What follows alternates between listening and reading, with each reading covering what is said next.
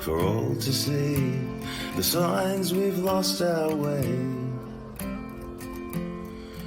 When we jail our heroes and applaud our villains and turn our hearts away. Like a silent choir, too scared to sing the anthem of a braver day. The Ballad of Dr. Bruce Paix.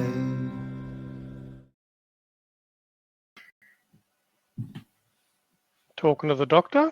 There he is. Doctor's in the house. How are you, sir? We are indeed. Or Yes. I'm not a doctor in the house. No, you're not. That's why you can be trusted. I watched, I don't know if you saw, but Cafe Lockdown had a Charlie Teo and Oosterhouse interview a couple of days ago, which I watched, or actually listened to today while I was painting ceilings. And at one point the question was raised is, how do you choose an ethical doctor? And of course, I immediately thought of, well, my first criteria is, well, they have to have been deregistered. Yeah, funny about that these days. Yes, correct.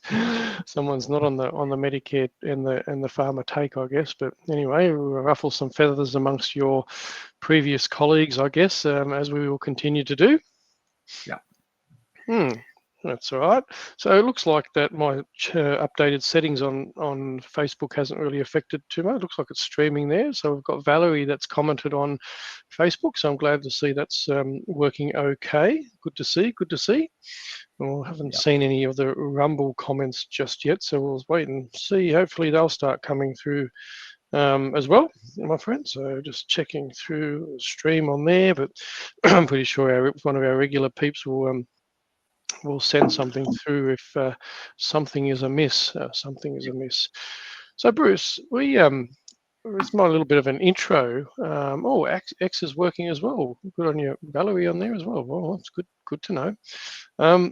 So what I thought I might do, Bruce, is we had a really good discussion with the amazing Elizabeth Hart last week, and we covered some good ground, and we know that Elizabeth Hart is massively passionate about informed consent and other things, and she's been like a dog at a bone for a long time with pet vaccination and everything, and what happened through COVID and everything. Yeah, good, Susie. Thank you for letting us know that Rumble's working well.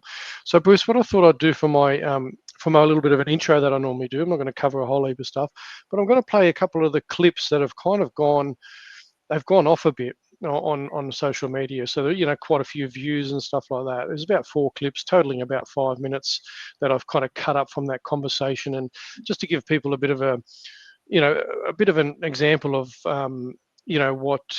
what we discussed, and some of the stuff that's kind of getting a bit of traction seems to be resonating with people. So I thought I'd play that, but some of those. But before that, I'll let people know if they do want to see it in full, they can go to my Substack and they can check out that discussion with yourself and Elizabeth Hart there on the Substack. And this is through my Faith, Culture, Politics in Australia platform, which I've also got on YouTube and the Rumbles as well. So that's the YouTube where it's amazingly stayed up considering the stuff that we shared. I'm quite surprised it's stayed up for now. But so that's on there if people want to check out the full. It's about an hour and hour 36 or something. But let's just start with one of the first clips of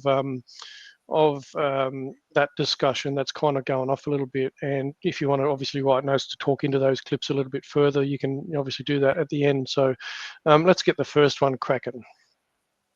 We need to go back to No Jab, No Pay that came out in 2016, that law. That is the fundamental basis of what's happened with No Jab, No Job in COVID times. And I was asking the question, how did No Jab, No Pay ever get up? Because it was obvious then this is coercion. I couldn't understand this. And this has generated conversation, as in Judy was saying, the NCIRS, why didn't they make a submission about that bill, the No Jab, No Pay bill? And I'm also asking, did the Royal Australian College of General Practitioners make a submission? Because I can't find it. I made a submission at the time. I made a submission which was obviously focusing on informed consent. But speaking to other people, and we can't find a submission from the Royal Australian College of General Practitioners. Now, they should have been foremost in making a submission to say, we can't do this because we cannot inject people under coercion. So I'm now putting out, if you know anybody, Bruce, I want to find out, did the RACGP make a submission against that No Jab, No Pay bill? And if not, why not? And if they did, I want to see it. Because the Royal Australasian College of Physicians did make a submission, and they did qualify things by saying that they didn't really support that idea of incentivizing people. So at least they did some sort of idea of the right thing. But this is what we've got to do now. We have. So there you go. That's the first little clip. So, Elizabeth was calling out that, the very bodies that should have been protecting people and standing up for people, including doctors, failed miserably for that whole time. And obviously the No Jab, No Pay goes back to Morrison, who, quite gladly, openly, and I shared that clip during that show as well, about how Morrison was, gloating about the fact that he was in charge at the time about when they put in place no jab, no play. So that was that first little clip. So I'm just going to play the next one then. And this one is, obviously talking about, this is a bit, you talking into this a little bit. It's about 1 minute and 41. It's not going to the stand Nuremberg up. Code says without coercion of any kind. Will you tell me whether no jab, no job was coercion of any kind? You tell me whether pepper spray or locking up in your house or getting PCR tests up your nose every time you went to work or being locked up while the rest of the public is allowed out again sounds a bit coercive to me. Well, it's obvious, Bruce. So why didn't the doctors call it out? What happened? Do you remember early on when one of the first times I met you, Elizabeth, I remember saying at one point, I don't care if it is safe and effective. That's not the point. It's unethical because you are mandating something. And you threw up your arms and said, hallelujah, because you'd never heard a doctor say that. Now, unfortunately, the great majority of my colleagues have no idea what ethics is, even though the APRA vaccination handbook talks about consent. Any medical defence organisation will tell you what the elements of medical ethics are. The average doctor has not got a clue. So that was pretty self-explanatory, pretty well on fire with that, and not pulling any punches there, Bruce, for yourself. So I'm going to play another one now. This one is about medicine captured by compliance. The average doctor has not got a clue. The only thing they know is they've got a 15-minute schedule. They can bill the patient for X, Y, Z. If they don't order enough statins, they'll be in trouble because they're getting audited, and the government is the one who's paying them. So they've basically got to do what the government says. And regarding COVID, all health practitioners remember getting the comply or else letter from APRA, because I got one, which basically said, you have to go along with the government's vaccine rollout, because if you question it in any way, that's unprofessional and there'll be problems. I had problems. Other doctors had problems. Did you actually get a letter, or are you talking about the position statement, or are you actually talking about a separate letter? The average doctor has not. So we were talking, it was the position statement they were talking into, just to clarify that. That's the letter you were talking into. Now, this next one I'm going to play, Bruce, because this obviously is Elizabeth quite strongly talking about this whole exemption thing, because we talked about the fact that you provided exemptions and so did other good doctors during the time. But Elizabeth has challenged that herself. And, we know Elizabeth doesn't hold back and she's very passionate. But this is her talking about the exemption that good doctors felt that they needed to give at the time, and you spoke into that during that show as well. But I was going to play that. You are actually embedding this whole problem by going along with the idea of exemptions. There should not be exemptions. That is it, and we need now accountability for what has gone on. So it's not just the medical profession; it's the legal system that's rotten. How can we live in a country where we've got a legal system that doesn't protect us from mandatory medical interventions, fair work, the courts? What sort of setup is this? I have brought this informed consent thing to lawyers and what have you. Nobody's effectively challenging this. It's a disaster. Lyndall Dean with Fair Work She was bringing this up. She effectively brought it up. She got shut down and sent off for re-education. What a setup. It is unbelievable. Yeah, it's crazy. Explode. It is so bad. All of this damage has happened now. All these people who are vaxxed and thinking they did the right thing and it was good for everybody else, they have to find out, and I'm sorry, you were tricked. You were hoodwinked by your own government, by the doctors. All of these people did this to you. And if you don't want this going on going forward, and I certainly don't, it's got to be exposed. It's got to come out. So there you go, Bruce. And I'm obviously going to let you have a bit of a yarn into that if you feel like it. But what I wanted to point out here to people as well is I purposely brought up these ones from X, right? This is my X account. I've got about 5,500 followers on X. Now, I wonder if people can just have a look on there and see. Have a look at this, 29 views. This next one, this is on X, a free speech platform, 40 views on that other clip. Then there's this one, 38 views. And then this one's a little bit more, 152 views. Now, the reason I brought this up, and I'm just quickly going to talk into this, I actually messaged you and Elizabeth and told both of you that the clips were going off on platform. Now, you know, lo and behold, who would have ever thought that those clips would go more viral on Facebook than they have on X? So just for comparison here, guys, I've got 5,500 people following me on X. I've got 500 followers on Facebook. One of those clips got over 50,000 views so far on Facebook, right? 50,000. And this is what I'm saying about X. If you've got someone that's, you know, conservative views or whatever, there's a lot of talk going on about suppression on X from smaller accounts.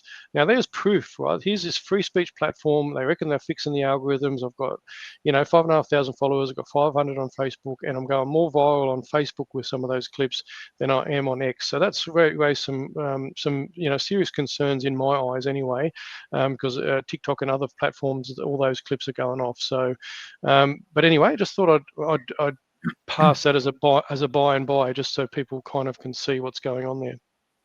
Mm-hmm. All right, for those who didn't see that show that you've just put some clips on, let me just speak into it a little bit for viewers who aren't aware. So it looked like Elizabeth and I were disagreeing about medical exemptions to vaccination there, but actually we weren't. The point Elizabeth was making is that there's no need for an exemption because the patient owns their own body. So it's up to them to agree to something. It's not up to them to apply for permission to disagree. And I 100% agree with that. So every time I hear a doctor say, I provided informed consent, the pedant in me cringes and says, no, you didn't. You provided the information. The consent comes from the patient. The information comes from the doctor. So that's an important point. So that gets all the way back to basic libertarian principle, which is you own your body, okay? And because you own your body, you own the things that it makes. That's where private property rights come from.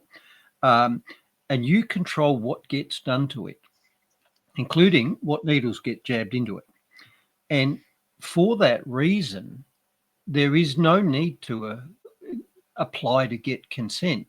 You already own the power over what happens to your body. You don't have some third party to give you that permission. That is a fundamental intrinsic right that you already have. Now, leading on from that, what that means is that because you own your body and you get to choose what's done with it, if someone else damages it, that's a crime. It's either assault or rape or murder or whatever you like. And because of that, in medicine, we have a way of proving that the patient consented to the medical damage they were done. And that's particularly important in surgery. You know, if somebody sticks a knife into you in a street, that's assault. If somebody drugs you unconscious, which by the way is what anaesthetists do, that's also an assault, unless you specifically consented to it. And that's why you fill out a consent form when you go for surgery. It's not to prevent you suing the doctor if something goes wrong. It's not about that. It's evidence that you consented and therefore it was not assault. And of course, someone sticks a needle into it and injects something into you, that's also assault. You try doing that in a bus, you'll be arrested. So again, for vaccination, you must give consent to that assault, or it is assault. If you consent to it, it's not. It's a medical procedure. And it's quite clear what you need to do to gain a patient's consent. So the healthcare provider has to give them information about what the proposed procedure is. And that information has to include, what do I want to do? What are the risks of doing it? What are the benefits of doing it? And what are the alternatives to doing it, including not doing it? So those three elements of information must be given. And the patient must be competent to weigh those things up and decide whether they want to agree to it.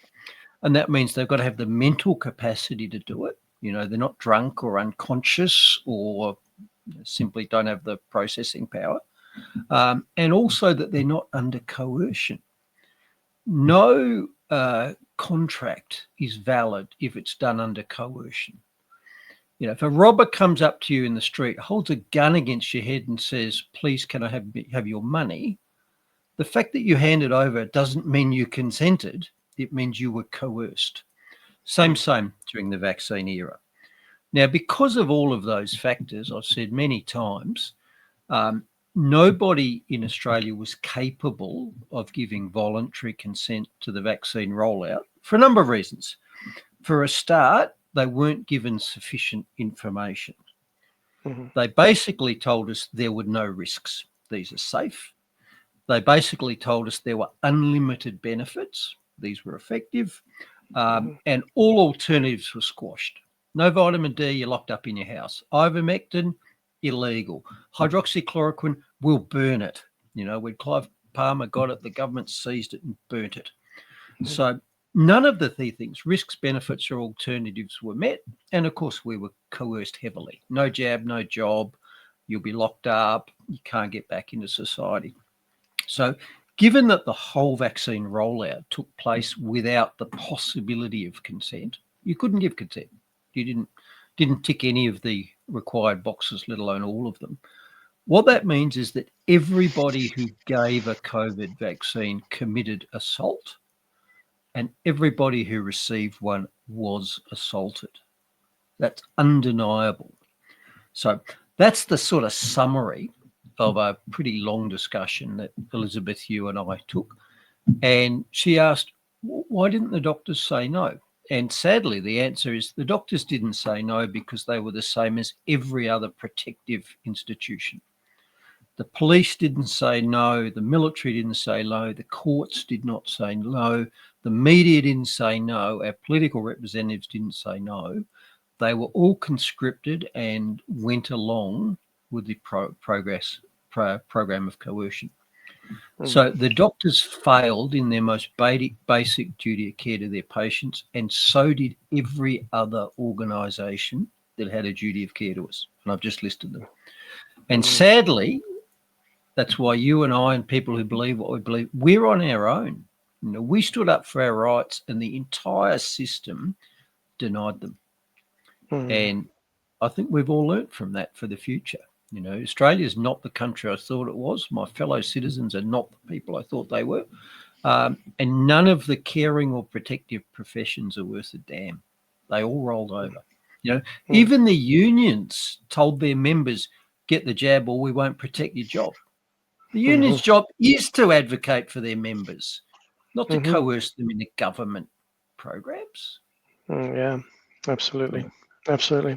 And just makes you wonder how much influence Jane Helton had over all those institutions and the CEOs and all that when she come back from Event 201 to speak all the benefits of this, the vaccine shield that she is. So, yep. So, but anyway, if people want to see that, we had some pretty good clips of Dr. Bruce Paix, or if you're a doctor, Bruce Paix talking into the coercion that they were enacting over that time, and there was also a 5-minute clip from Scott Morrison talking into that as well. So that's all on that full discussion there. So if people haven't seen it, recommend you watch it. Not just because it's something we put together, but there's some really good discussions had with Scott and Elizabeth during that session.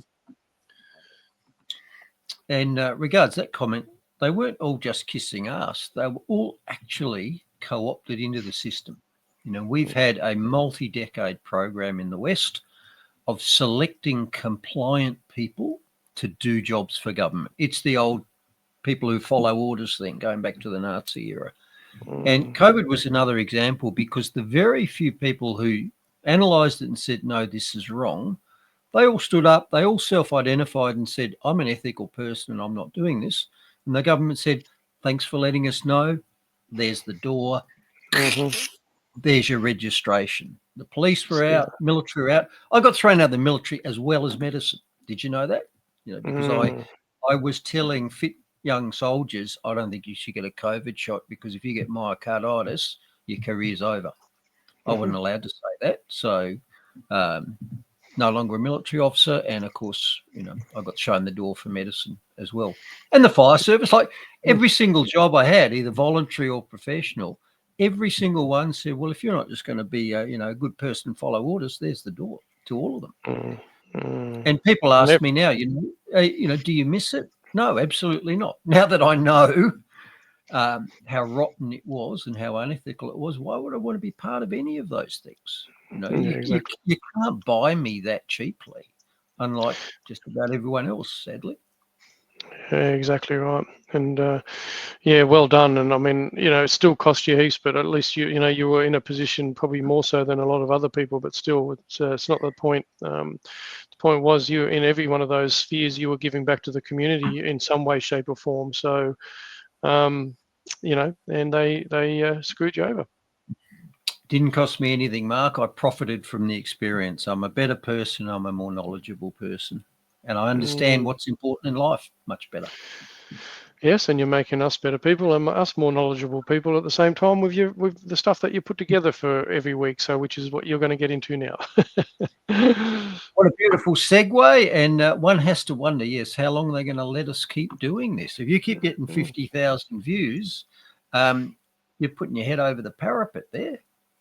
Yeah, well, especially on Facebook, but they've already got me on X, so I'm pretty sure they've got the e-commissioner's got a backdoor into X and limiting my reach for sure. Yeah. Well, didn't George Christensen say that the e-commissioner had multiple files on him as well? Oh yeah.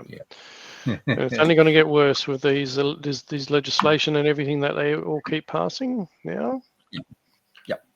Yep. We can see the trajectory we're on. You know, the Titanic has been holed below the waterline, and it's time to build your own lifeboat, because this ship is going down. Yeah, and of course our mate Dan doesn't agree with you. He'll deny it. He's saying, he's commented separately on my Rumble channel. He can debate the mandates. I don't agree with his claim that vaccination was undeniably assault. Informed consent doesn't require hyperbolic fear mongering about vaccine injury. Yeah, well, there you go. Wow, good on you, Dan. No, I mentioned what informed consent requires: information about risks, benefits, and alternatives. There was inadequate information about all of those things. That add in the fourth factor, which was coercion. Okay, all four boxes had a big X in them, not a tick. Yeah, not a tick. We can see why the label of Vaxophiles fits, but anyway. Yeah, look, we've discussed the psychological motivations for people who can't let that go, and I do thank Dan for continuing to participate, because he's braver than almost all of my colleagues. You know, I don't agree with his position either, but I tell you what, at least he makes his position known so people can judge him as well. Yep, exactly right. That's what it's all about. Free speech. So where are we going? Where are we going this week? So, it's raining outside as we speak. That's good to see. Oh, it's lovely. Hey, did you get rain today in Adelaide? Because it was predicted to be quite a lot. Yeah, we did get a bit, but not as much as what it should be. We've had more over the last few days, thunderstorms and rain over the weekend. Not so much today, though. Yep. And here in Western Vic, we're pretty much bung on normal for the year. And that worries me, of course, because as we showed in a previous show, if the rainfall is less than average, you get the stories saying, it's been a dry winter, there'll be bad fires. If it's more than average, you get the same story, except they say, oh, it's been very wet, so lots of stuff's grown, so there'll be bad fires. And, of course, the major Grampians fires last year happened in a plum average rainfall year. So I'm actually terrified. Under average, average, or over average, apparently all of them equals bad fires. I wish they'd make up their mind. It's like moving the measuring stick every time they talk, isn't it? Well, you've got to be kept scared, don't you? Yeah, that's right. Talking about fear-mongering, I mean, bloody hell, everybody else around us is bloody fear-mongering. They complain about us raising concerns about the rollout of these things, where every time you turn on the telly, there's bloody constant fear-mongering about some BS. Yep. So do you think we'll actually stop we might stop fear-mongering about climate change now that Bill Gates has given his approval to say that it's not a catastrophic and it's not going to be an end of world, end of humanity event? No, mate. Well, he's just shifting ground to the next grift. And as H.L. Mencken said, and I'll probably butcher his quote, the whole aim of practical politics is to keep the populace scared by using an endless series of hobgoblins, all of them imaginary, so that they will come clamouring for safety. No, the whole point of politics is to scare us, so we'll do what we're told. Righto.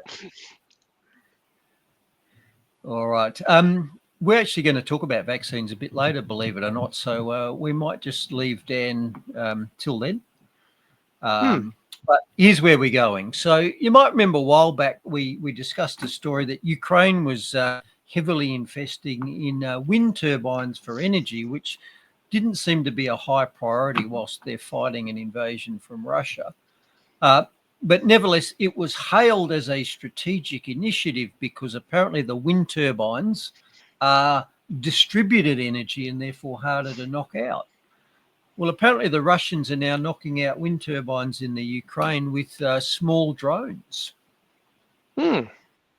So perhaps that's not true. In the health section, I saw in Adelaide, in the Adelaide Advertiser, it was reported that a toddler had died suddenly. And so I always wonder after the COVID rollout whether SIDS and SADS are related, sudden infant and sudden adult death syndromes. And so I just tested the Advertiser by putting a little comment in there just to see whether the censors were still suppressing that. And so I just put in there, I wonder if SIDS and SADS are related. You know, it doesn't sound like a particularly offensive comment. Lasted 10 minutes. 10 minutes before the moderators eliminated that. I just put it in there as a trial. Maybe Dan's a moderator. Now, we also had a story from Queensland where a soccer player was killed after being struck by lightning. And I'm actually going to do a medium dive, not a deep dive into how lightning affects you, because this could have almost been in the Mythbusters section, because very few people are actually struck by lightning. You know, what are the odds? A lightning bolt might have come 20, 30, 40,000 feet to the ground. Does it really care whether it hits your head or it goes another couple of meters further and hits the ground somewhere else? It doesn't. And so most people who are affected by lightning are affected by lightning strikes near them, which energizes the ground. So I'm just going to take you through that just for a bit of info. Yeah, okay, interesting. Money and finance, we've got more countries hopping aboard the Bitcoin strategic reserve train. And I've been claiming Bitcoin was a strategic asset for 7 years now, and I'm going to show you the receipts on that. We've got Treasurer Chalmers still eyeing off your super with a new strategy. He doesn't want to tax you whether you've earned the money or earned the profit or not. Now he wants to apparently unlock your super. Now, I'm not sure what unlocking it means, but I saw, my vision is, you know, somebody breaking into a vault or a bank or a safe. So I think unlock's another word for steal. And but he's got a good use for the, you know, he wants to use it for government investments.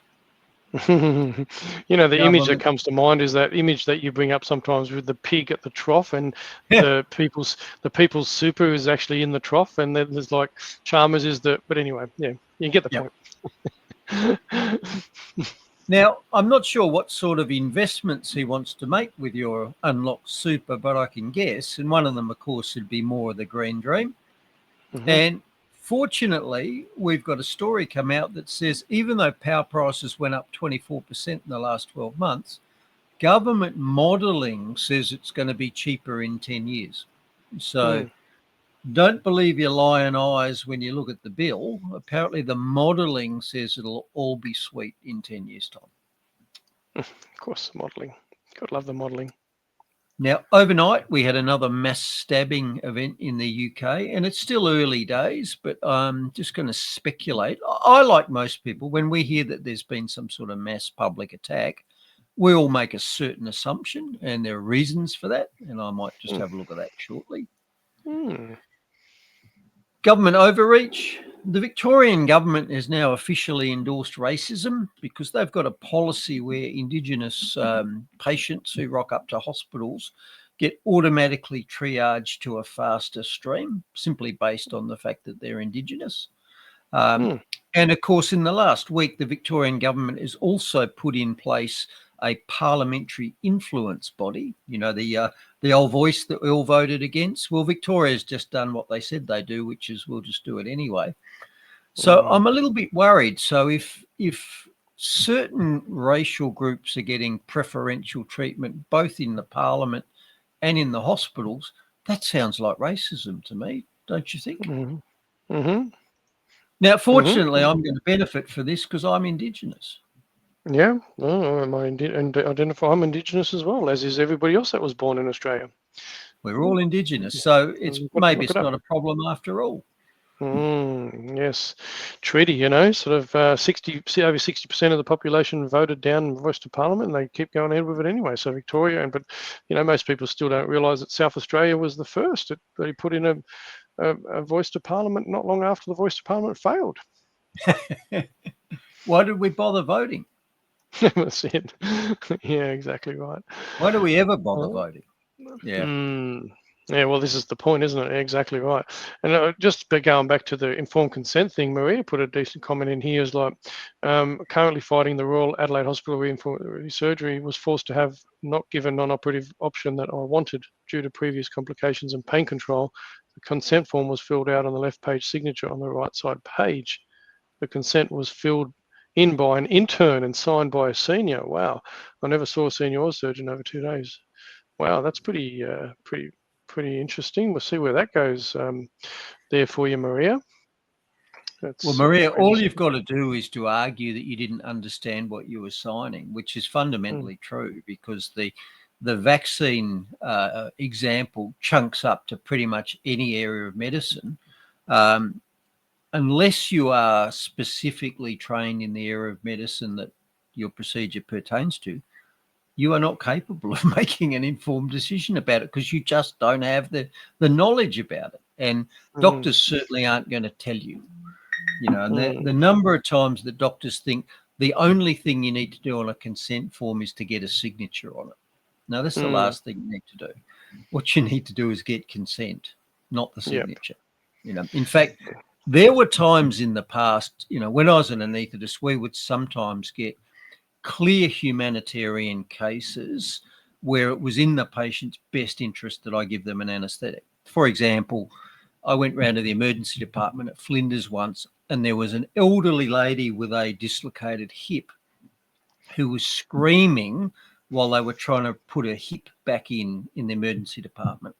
And I just walked past this, and I said, no, this isn't happening. And I literally kidnapped her and wheeled the bed out round to the operating theatre because I was the emergent anaesthetist on the day, and said, I'm going to put her to sleep now so you can relocate that. Now, the patient was elderly, was in pain, was drugged, certainly not capable of, you know, giving a rational consent. This was a genuine emergency. So I took her into the anaesthetic bay, I put her to sleep. The surgeon came back. In fact, I put the hip back in before the surgeon appeared because it wasn't very difficult.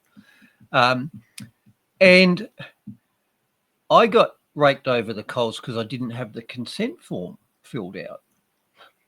So I thought I'll just have a little play with you here. So I wrote in the bit where the patient's meant to sign, I said patient is unable to sign. So everybody was then happy because there was something written in that box. Something written in the box, sign, yep, no worries. I'd already done it. I'll take, if you want to sue me for putting you out of pain so you can get a major joint relocated, okay, I'll take that rap. I'll take that rap. But the nurses were more worried that the paperwork wasn't ready and that the consent wasn't signed. And in fact, one of the nurses said, how do you know you got the right patient? I said, I got the patient with the dislocated hip. And they went, you don't know any history. And I said, I spent 2 weeks in Arche anaesthetising people who didn't even speak English. I can do this. Anyway, that's an aside. We're going to finish out with the Uslam bird. So interestingly, apparently our sex discrimination commissioner doesn't know what a woman is. Yeah, that's right. I shouldn't be surprised because there are better people than her who don't know what a woman is. And finally, Slovakia's introduced a speed limit for pedestrians, and that's 6 kilometres an hour. For speed limit for pedestrians. Is that like, powered pedestrians or something like that? Powered skates or shoes or something? Well, So apparently power walking's out, and this is an accident reduction measure, reference what we talked a few weeks ago. They're talking about dropping speed limits for vehicles to reduce road trauma. Well, Slovakia is going to have a speed limit for pedestrians on footpaths. That's crazy. Yeah, that's why it's in the Uslam bird of ridiculosity section. It got crazy.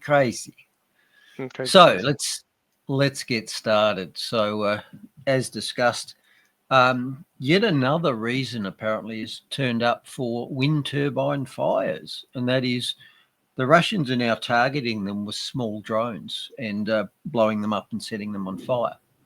So there you go. Yet another reason that it's not easy being green. Russian drones can do it,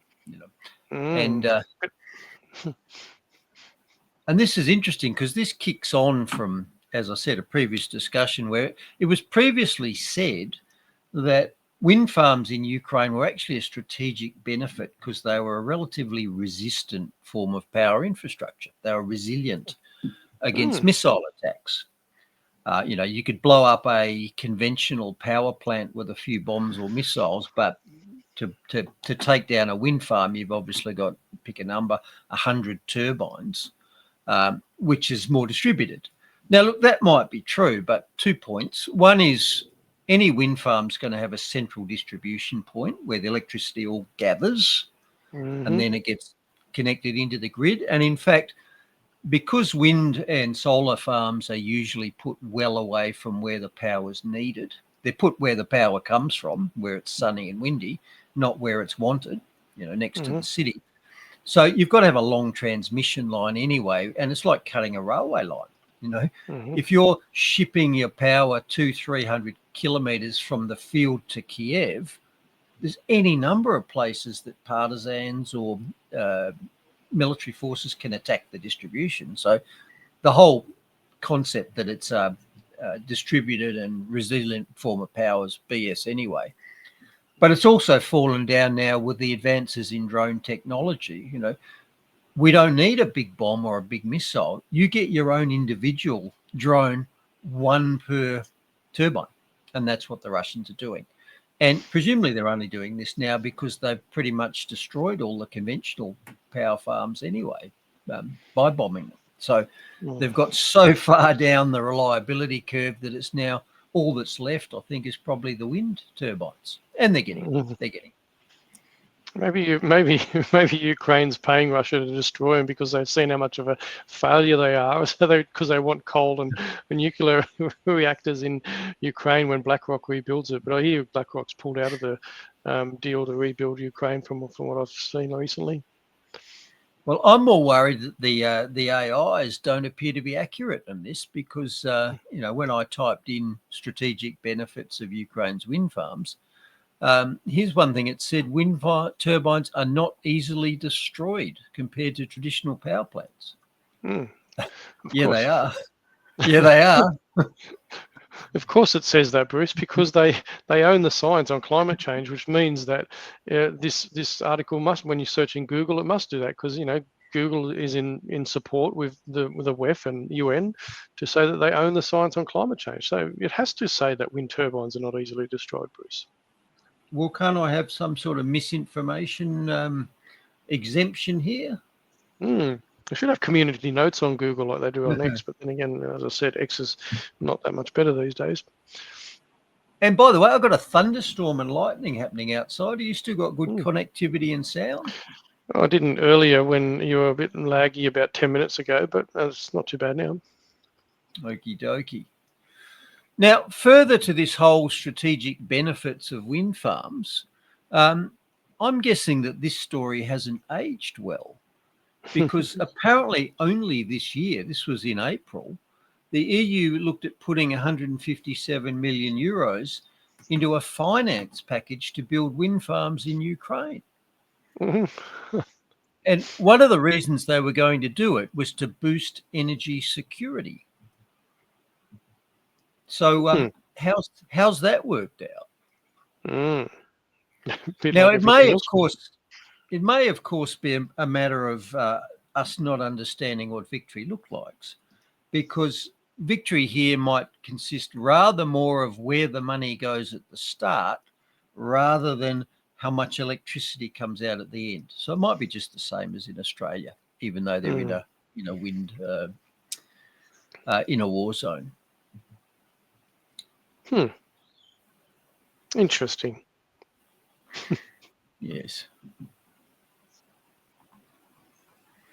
All right. Update on the Tomago smelter. Remember a week or two ago, we said that Australia's largest aluminium smelter is under threat of closure due to power prices. Well, it looks like the Australian Parliament must be watching the show, I think, because this was discussed in Parliament this week. And in fact, the Treasurer admitted, not the Treasurer, the Green Energy Minister, Bowen, conceded that high power prices are the central problem that's threatening Tomago smelter with closure. He then rather schizophrenically drew the wrong conclusion, as politicians so often do. And he said, all this shows is that we have a need for cheaper renewable power. So he's admitted that the problem is expensive renewable power is going to close down a vital industry. But his solution is not to get rid of renewables. His solution is to make them cheaper. Well, unfortunately, Bowen, you could have one or the other. You can have more renewables or cheaper power. You can't have both. Choose one. Choose one. Yeah. But like so many green zealots, when you point out the fact that their green nirvana has failed to arrive, they're like communists, and they just say, well, we didn't go hard enough. We just have to do it right, do it more. And friend of the show, Einstein, actually discussed this phenomenon previously, and he said this is insanity. If you keep doing the same thing, which fails, expecting different results, you are insane. So if our power prices have gone up 24% in the last year, which I attribute largely to the green dream, then going even harder with weather-dependent power is going to make that worse, not better. Yeah. Yeah, well, they're all in, aren't they? They're all in on the whole lot. So they've gone Too boots big and all. fail. Unfortunately, it is a failure. Yeah, but they won't. They won't do anything about it because it's just full steam ahead, mate. Full steam ahead. How many things do we discuss where, irrespective of any evidence of failure, because our wise rulers are so invested in whatever the idea is, vaccines, green power, mass immigration, diversity, you name it, because they're so invested in it, doesn't matter how much evidence that is going wrong you provide, they can't see it, and all they can do is go harder. Yeah, absolutely. And a lot of people getting a lot of money out of it. They only just had an announcement for the Times magazine. Just had an announcement for the CEO of a Australian company that's got that big battery in New South Wales or something. So yeah, it's not bad when you can get the money doing all right. And it just so happens that BlackRock bought out his company in 2022, and he's now the lead strategy for its infrastructure arms energy storage investment in Asia Pacific and beyond. So how nice. Now, having said that, we are noticing a hell of a pivot recently, with even Guru Gates coming out and saying that climate change isn't really a life-ending problem on Earth. And the reason he's doing that, of course, is that he's already pivoted into the AI space, the surveillance technology, data centers, and those things are energy hogs. If you think the Tomago smelter takes a lot of energy, look at how much electricity goes into a data center. With states in the US, which have put in several of these massive computer crunching centers, which have literally doubled the demand for power in those states. So the only way to meet that is nuclear and more fossil fuels. And that's why your man Gates is pivoting away and saying, look, climate change is important, but it's not like we should burn gas in our turbines to make electricity. It's not that bad. Now, as you and I know, of course, that the electricity will go to the data centers and the government and the big players, and that us peasants will be left squabbling over expensive, weather-dependent, intermittent power. That's the plan for us. Yeah. All righty. Let's kick on into health. And this sad story from Adelaide, reported in the Advertiser this week, about an apparently healthy toddler who just died suddenly. And here's what the story said. Emergency services tried to revive Lincoln, but ultimately he died of sudden infant death syndrome. So this was just a kid who was found lifeless in the cot, having been apparently well when he was put down. And previously, we might have accepted that. By the way, sudden infant death syndrome is not a diagnosis. It's a description of what happened. Okay. Doesn't tell us why. SIDS is he died suddenly. Yeah, we know that. The question is what caused it. So simply labeling it SIDS gives us no information about the cause. It doesn't rule out vaccine injury or whatever because you labeled it SIDS. It's just a description for what happened. In the same way that guts ache is not a diagnosis and headache is not a diagnosis, or vomiting is not a diagnosis. It's a description of symptoms. Doesn't tell us what the cause was. So them labeling his death as SIDS tells us nothing. We know it's bloody SIDS. That's what the story says. He died suddenly as an infant. It's a sudden infant death. And of course, up until now, most people would have accepted, I know what that was now. I know what the cause was. Notwithstanding what I just said, we don't know what the cause was. But the last few years showed us this spate of died suddenlies amongst young, fit, healthy adults who took part in a certain medical experiment.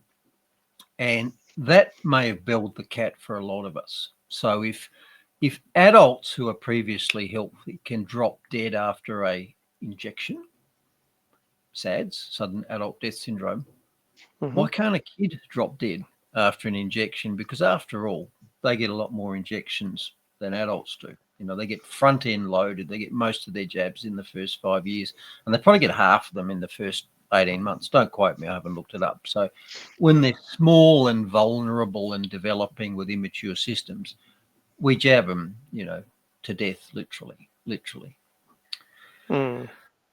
Anyhow, I did wonder, okay, are the sensors still at work?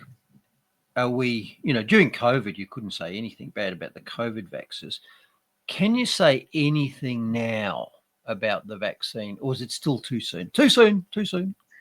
So I typed this into the comments bar for that advertiser's story a couple of days ago. I wonder if SIDS and SADS are related. Now, I don't regard that as offensive or inappropriate. I think that's a fair question, given what we all know. But I thought, let's see whether that can get, can you air that? Are you allowed to say that now? No, you're not. Within 10 minutes, that comment disappeared. Okay.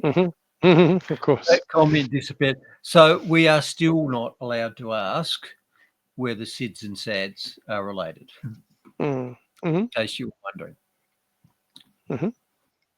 But there have been multiple studies that have asked exactly that question, noting that sudden infant death is tightly correlated with vaccination, such as this paper, and I'll read you the conclusion. Of 2,605 infant deaths reported to VAERS, that's the big American database, from 1990 through to 2019, so that's a nearly 30-year period, 58% clustered within 3 days of vaccination, 78% within 7 days. So there was a tight correlation between the kid getting the vax and a SIDS event. And looking at the statistical significance there, the p-value, it was 0.00001. So we accept 0.05 is statistically significant because, as you know, if you run a study, there's a chance that whatever result you get could just be random. So you look at the numbers and the size of the difference between the groups and put it through a mathematical equation, and that'll tell you what is the possibility that this is random. And in medical studies, we'll usually take a 1 in 20. So if we get a 95% chance that this is a real result, we'll publish it. Well, in this case, what's that, a 90? I can't do the numbers here, mate. It's like a 100,000 to 1 chance that this is real, not some unrelated finding. So I'll just repeat those numbers. Half of the SIDS deaths occurred within 3 days of vaccination. 3/4 occurred within 7 days of vaccination. And over the next 52 days, only 1/4 of the deaths occurred. So this study reported a very tight timing between the jab and the sudden infant death. And we saw this during the COVID stuff as well. A lot of sudden deaths after COVID, they were clustered right after the shot and then they tailed off. And I ask anybody, for the correlation is not causation people, okay, if these two events are unrelated, why are they clustering together? Give me a reason. My contention here is if they're clustered together because one causes the other. You tell me your theory, which is why that isn't true, because it's the obvious conclusion, isn't it? And Sir Austin Bradford Hill talked about, how do we tell if correlation is causation? Because it often is. And for all the people who say correlation is not causation, you're misquoting. The real quote is correlation doesn't prove causation. And the Bradford Hill criteria were written, I think, in the 50s to allow them to work out whether cigarettes and lung cancer were related. Because, again, same argument as they make for vaccines. Well, we can't do a trial where we give half the people cigarettes and half the people don't and compare them, a randomized control trial. So we've got to use the data that we've got, and that's usually descriptive data, correlations.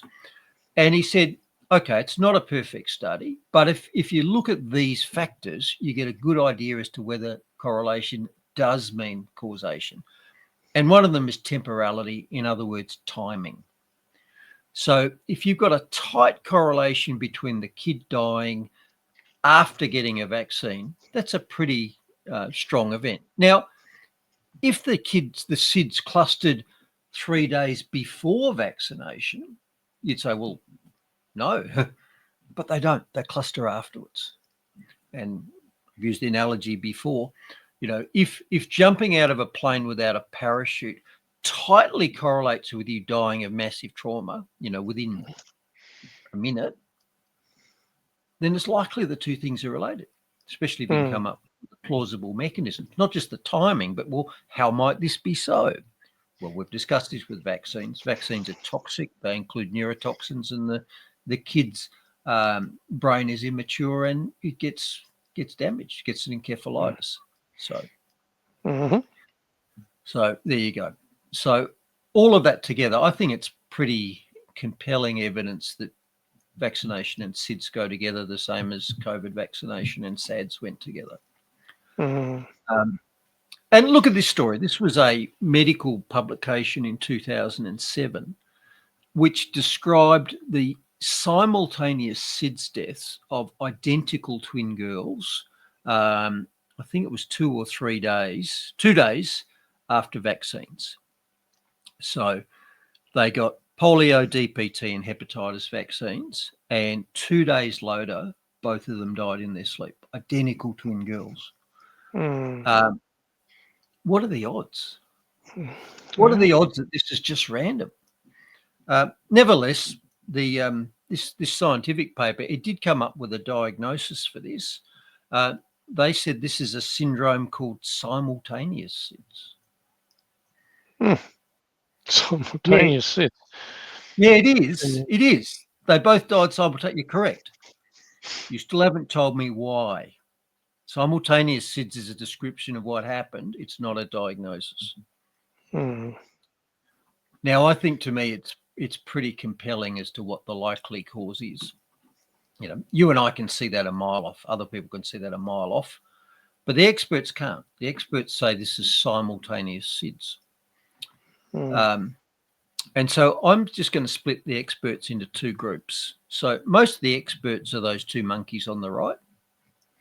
You show them the data, they just cannot see the connection. They just can't see it.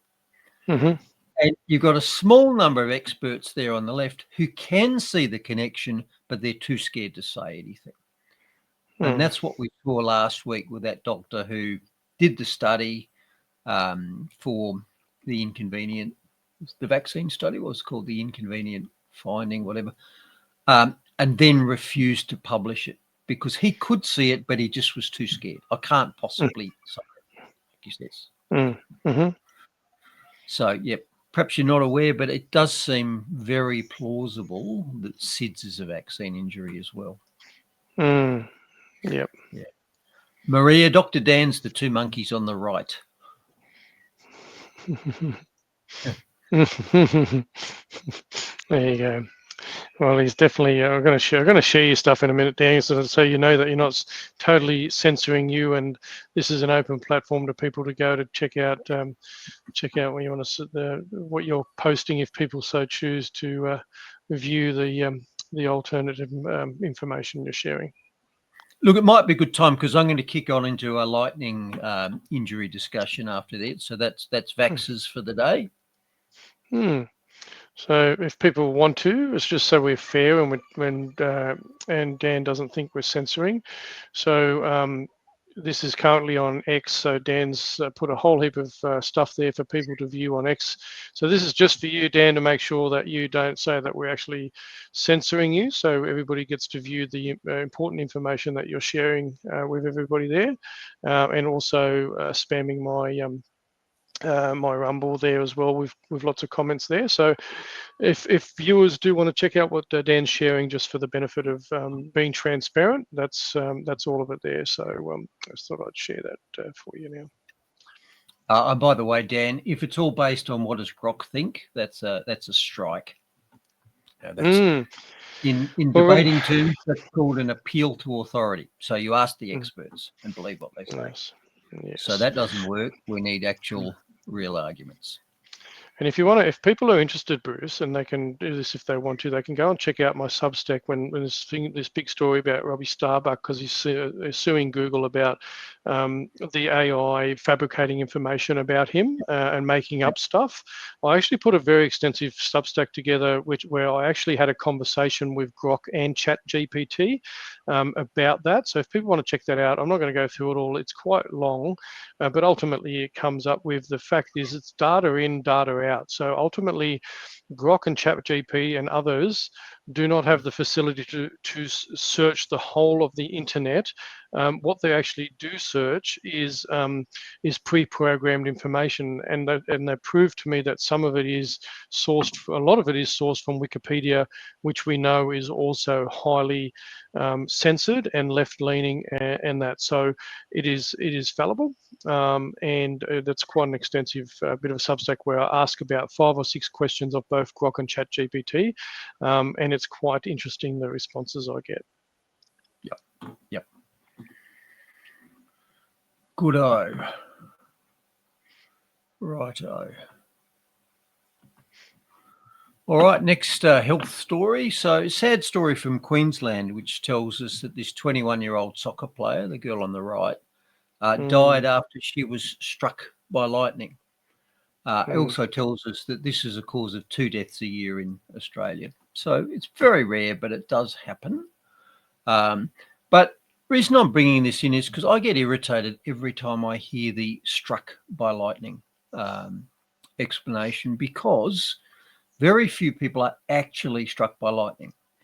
What happens is lightning, which is coming tens of thousands of feet from the clouds to the earth, follows the path of least electrical resistance. And it's highly unlikely that that path is going to go through you, even if you're in the area where it's going to come to ground.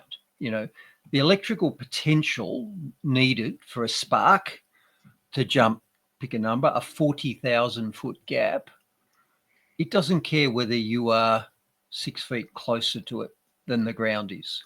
It's highly likely that the path to ground will not intersect with you, but rather that it will hit the ground somewhere near you, near you.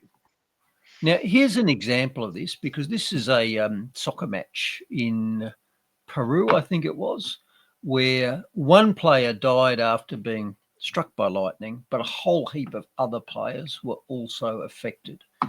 So let's share screen on that and show you without blocking you off, without messing it up. No promises.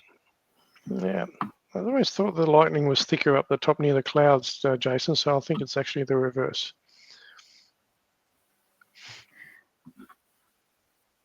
It's playing for me, but not for you. No. Oh, hang on a second. I'll put you up. Hang on. What I'll do, let me get rid of one of mine that might fix it. Stop share. Stop screen. There we go. Let's bring this one up for you. That's the one you want. Good old clunky StreamYard, which is generally good, but it is clunky. So that should work all right for you now. I've got it brought up for you. Okay. Oh. Whoa. Holy dooly. Wow. Oh, that's crazy. I've never seen that before. Let's see them all drop. So that's where the lightning hit the ground. Yeah. Atentos, ahora sí ya nos vamos con el séptimo partido y penúltimo, por cierto, de esta fecha 13. Cuidado, Pitu y Pitu. I'll just show you that one more time. Wow. Wow. And if all of them survived. So quite clearly that you can see way over on the right, you can see a flash and some dust come off the ground. So the lightning strike was at one edge of that group of players, and yet simultaneously half a dozen of them dropped. So they weren't all hit by lightning. And in fact, none of them were hit by lightning, because you can see where the lightning strikes the ground, quite close to two of them, but a fair distance away from the others. Yeah. So what's actually happening there? Let me show you. Yeah, that's crazy seeing that in real time, seeing them all just drop like that from it. Yeah, wow. Do you want the other one back up again? I'll take my slides. There we go. That one? Yep, there we go. So here's what's happening. The lightning is striking the ground somewhere in close proximity to people or animals or whatever. And like I say, that is a spark that has jumped tens of thousands of feet from the cloud to the ground. So in order for it to jump that far, it has to be extremely high voltage. And this graphic says hundreds of thousands of volts, but in fact, it's more likely hundreds of millions of volts, because that's how much voltage you need to get a spark to drop that far. So that lightning hits the ground at a certain point, and instantaneously that point on the ground is at 100 million volts. That then decays out in a circle across the ground around it, so that some distance away, it's decayed down to zero. But if you're between the lightning bolt and the point where it decays to nothing, the ground under you becomes electrified. And if your legs are apart, or at least if you've got 2 points of contact with the ground, that voltage goes up one leg through you and down out through the other leg. And this, by the way, is why four-legged animals are often worse affected, because their wheelbase is longer. So rather than being hit by lightning, you're getting a pulse of electricity coming up one leg through your body and down out the other leg. And you would have noticed in that video that there were a couple of people just kept running around. Now, I didn't see, maybe at the time it struck, they had one leg off the ground. So it went past them. There was no potential for it to zip around. But that's typically what happens. You don't get hit by the lightning itself. You get electrocuted up through one leg, through your body, and down out through the other leg. And this happens extremely quickly, so quickly that you don't usually get burns. Because if you do get a genuine lightning strike on a tree or a house, it often starts a fire. And here in Western Victoria, if we get a lightning storm, dry lightning storm, we will very often then get a tree fire or two over the next day or two. So if you get struck by it, you're going to get massive burns, 100 million volts. So the fact that none of these people caught fire tells you they didn't actually get struck. They got electrocuted, up one leg, down out the other. And unlike most electrocutions, these happen so fast. It's not like you grabbing a wire and hanging onto it and can't let go. What it usually does is it stuns your respiratory center. So all of those people dropped instantly because their nervous system was stunned. That includes the nerves that you breathe with. It doesn't normally fibrillate your heart or stop your heart, because if it did, CPR doesn't fix it. And all those people who dropped, most of them got up again. So that shows you that the usual cause of death from lightning is that your respiratory nerves are paralyzed for a period of time. So this is one very rare instance where CPR, although in fact not the C bit, it's the pulmonary bit, expired air resuscitation, will often revive somebody who's been killed by a lightning strike. If you start expired air respiration immediately, those nerves might recover over the next 5 or 10 minutes and they'll survive and be fine. And they won't have a heart injury and they won't have burns. Unlike most causes of sudden cardiac arrest where your heart fibrillates, and CPR doesn't fix that. That's where you need a defibrillator. So just thought I'd show you that. It's interesting, isn't it? So could have been in the Mythbusters segment. Nobody gets hit by lightning. Most of them get a strike nearby and electrical current through their body that stops them breathing for a bit. So yeah, interesting. That's very interesting. I speculate whether the soccer player who didn't make it might have made it if somebody ventilated him for 5 minutes. Oh, that was we learned something there. How about that? Interesting. quick blast through money and finance. Not much movement this week. Precious metals up and down a little bit, and Bitcoin down a little bit as well. And I mentioned with Bitcoin, Bitcoin's an extremely volatile asset. Volatility is the price you pay for performance. And Bitcoin can go up or down 20% in a day, 50% in a month, and 80% in a year. But it's always on an upward trajectory.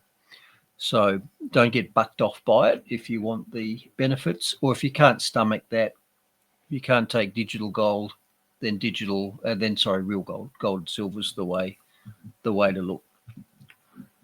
And the reason I keep mentioning this every week, gold prices, silver prices, Bitcoin prices, is because I regard all of these as real money in that they store value over time. Whereas government money, also known as fiat currency or Aussie dollars, US dollars, British pounds, whatever, they are designed to bleed value over time because they keep adding to the supply. They keep printing them. Can't print Bitcoin, can't print gold. So the fact that governments can keep printing money devalues them over time, and that's a feature, not a bug. It lets governments inflate away their debts and also print money for their own use. Now, having said that, Bitcoin's a way around that. I was interested to see this story that said France is going to have a Bitcoin strategic reserve. And that means France as a country has recognised that holding Bitcoin is important to the country, same as countries used to have gold reserves in the old days, and some still do. I don't think Australia's got much of a gold reserve, but US, China, Russia, they store some of their national wealth as gold. Because even if you're at war and another country won't take your dollars because they think you're going to lose, they'll sell you stuff for your gold. And Bitcoin's the same. Now, on top of that, Germany's also looking into a strategic reserve of Bitcoin, and the US is already doing this. So having heard that word strategic reserve about 3 times there, that rung a bell. And so I dug out one of my how-tos that I've been writing for about 8 years now. Whenever people ask me about Bitcoin and are seriously interested in it, I say, I'll send you a monologue. I'll send you a newsletter. And so I dug out this newsletter, which I wrote in 2018. So that's 7 years ago. And here's what I said at the time. Okay, you must have a stake in good old-fashioned gold and silver. I see the upside potential in the next 5 to 10 years as gold 5 to 10 times. Well, gold's up 3.4 times in 7 years, and I could easily see it doubling up again in the next 3. So I think I'm going to put a tick on that. Silver's the same. And Bitcoin, I said, has an upside of 10 to 100x. I said this 7 years ago, and it's up 17 times since then. So I'm already going to tick that. And I also said it's a strategic asset.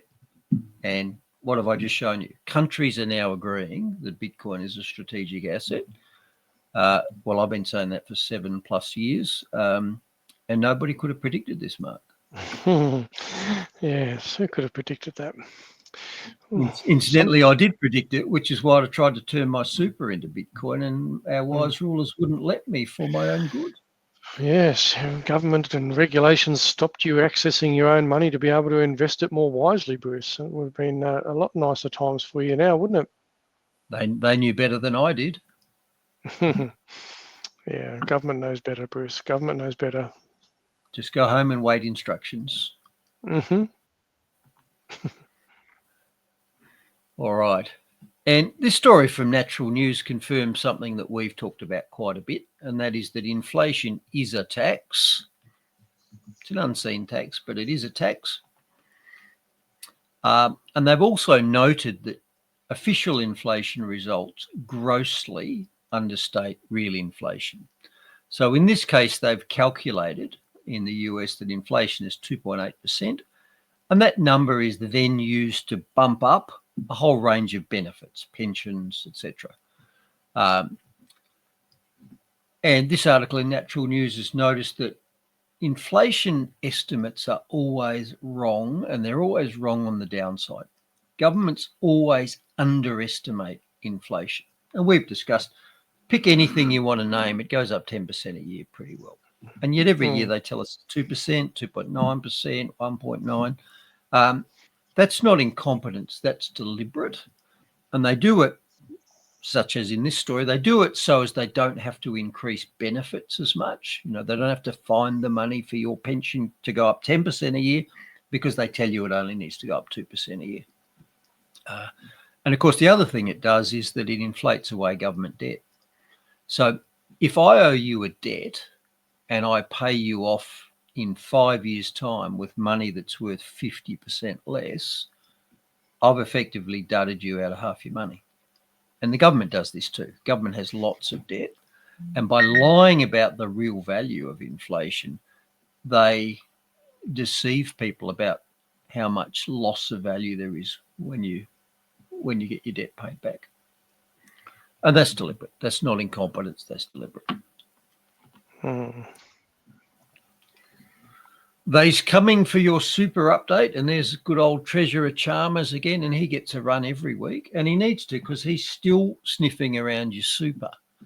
So he gave up on unrealised capital gains tax, although he did say he'll just tax the realised gains higher. But this story says that he wants to do something called unlock your super for government projects, investments. What does the word unlock mean in investing terms, Mark? What does what mean? Well, Unlock. Why would the treasurer want to unlock my super? well, because the treasurer wants to have access to it, because he wants to put his big snoz into the trough, Bruce. Why do we lock things, Mark? It's to stop them getting stolen. That's why you lock your house. Protect it. So I'm certainly not going to unlock my super for Treasurer Chalmers to get his dirty little fingers on. But be aware, this is the next strategy. They're going to say that super is a national asset and that it's totally fair for them to invest it for the good of the nation. And we've looked at investment. Investment means spending in government terms, and it means spending on stuff that loses money. Green dreams, transgender crossings, 100 million COVID jabs, etc., etc. So don't be fooled by the unlock story. Chalmers wants to use it to build wind turbines and batteries and solar factories. Yes, of course, that bottomless pit of forced transition of power. And this might be a bad time to point out the fact that inflation in electricity prices was 24% over the last 12 months. Not surprised. Not Oh, 2.9%. well, Not yes, 10. on most of our shows, we've come to almost the conclusion of what 10 to 12%, as you've highlighted, but this is showing 20. This is a double break. So this isn't just caused by expansion of the monetary supply. This is caused by investing in expensive power. Now, fear not, because the story also says, and Albo and Bowen, Treasurer Bowen, both agreed that these investments in wind-dependent power would bring about the cheapest form of electricity. And despite the fact that the prices went up 23% in a year, over the next 10 years, they could go down by 20%. How do they come to this conclusion? Well, they're using that old friend of ours called modelling. I love modelling. Modelling for the renewables plan has shown that prices will go down in 10 years. And quick reminder for those who've forgotten about the limitations of models. Models are not the real thing. They're constructed to give you a predetermined outcome. You know, you don't get your Spitfire model, and as you put it together, it could be a Spitfire, it could be a Lancaster, it could be a 747. No, they know at the start what's going to happen after you run the model. It's not the real thing. Models aren't data. They are predictions based on assumptions. And this Professor Michael Schellenberger, spoke to that. And it's good to see people actually starting to talk about this stuff now. So let's He's see been if we calling out can. a lot. Follow Michael as well. He's pretty good on point with a lot of stuff. He's talks into stuff pretty well. Let's see if I can get him up without stuffing it up, eh? You haven't got the other one on screen at the moment, so you must have to present that other one. And I think you might have your phone dinging in the background too, have you? Yeah, it went off a million times, and I think they're weather warnings, so let's just ignore them. Okay, let's see if Michael. Climate change was accelerating the rate of sea level rise. I was saying that until a few months ago. Then a study came out and it said, actually, there's no evidence of sea level rise accelerating at all. And what it used was they used tide gauge data, which just basically measures the tide, right? Because it turns out around the world, people do measure the tide, and have been measuring it for decades. I was blown away by this. I then was trying to figure out, well, then how is it that everybody was saying that sea level rise was accelerating?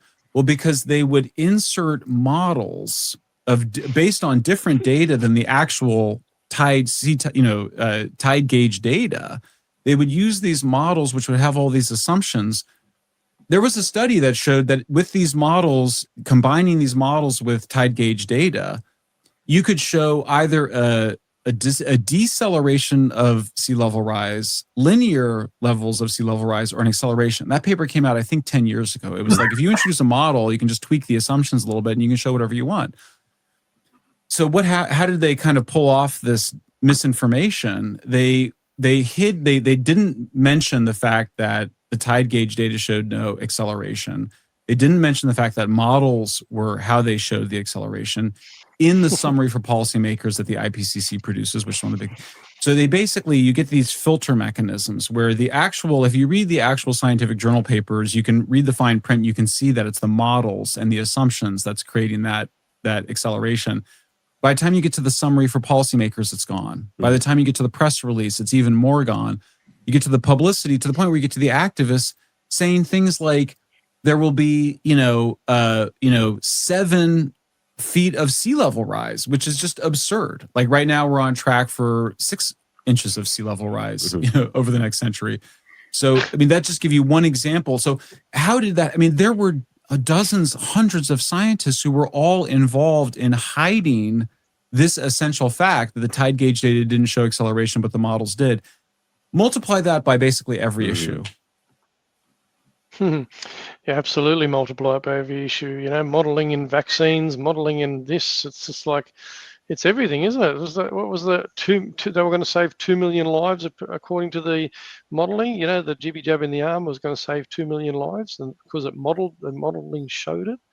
Yeah, really great. This bloody. It's just beautiful, isn't it? So they take some real data, and then they run it through a model with a whole lot of artificial assumptions, and then they present it as if it's the real data, and then they forget to tell you that this is after they ran it through a model. It's all a massive scam. It's all just a con you. Massive con. So anytime you see modeling shows, think of this. Remember, modeling shows that in 10 years' time our power prices are going to be cheaper, Mark. Yeah. It's like Malinowskis saying at the last election that he was going to fix ramping, but anyway, here we are. Well, he modelled it. He modelled it. Yep. Diversity is strength update. Now, sadly, yesterday there was yet another one of these mass public knifing attacks in the UK. And it's early days, and we haven't heard a lot yet, but obviously the social medias are already making speculations, and fair enough. Every time one of these things happen, I don't immediately go, oh, it's the bloody Mormons again, because there isn't a history of that. So we know what people normally think when something like this, an apparently random mass attack on a public venue, people always think, okay, this is ideologically driven and it's probably Islamically driven. That's the obvious assumption. And there are reasons for that. We have patterns of behavior, and this is a pattern. We recognize this pattern. So whilst we don't know, this may not be another example of the usual, the general public immediately jumps to conclusions with good reason, because those conclusions are genuinely right. And there's a couple of other indicators here that I think support the old general assumption here, because there's a couple of key phrases. One is that the police have immediately said that it's not terrorism. Really? They don't know much about it, but they immediately knew that it's not terrorism. A bit like, we don't know what causes autism, but we do know what it's not. Yeah. So straight away they jump in and say, yep.